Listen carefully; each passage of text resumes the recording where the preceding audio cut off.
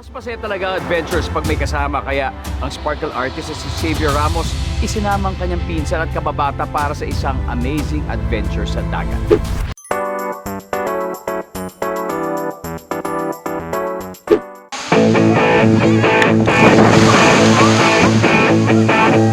Lahat po kami first time namin. Ayan, surprise. Sir, ayusin lang natin, no?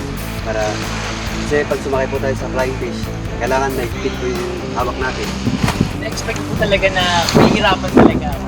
Pero tinake ko siya as challenge. Talagang tinapitan ko po talaga ng mabuti. Kasi kung hindi, panigurado na huli ko yun talaga ako.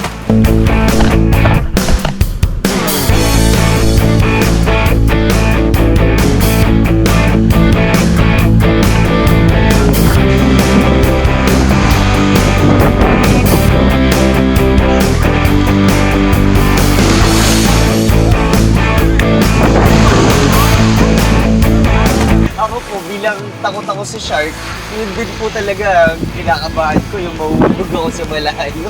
So hindi ko siya hayaang mangyari. Sobrang na-excite ako, natuwa ako kasi kasama ko yung friends ko. So nakakatuwa, sobra. Nakaka-enjoy.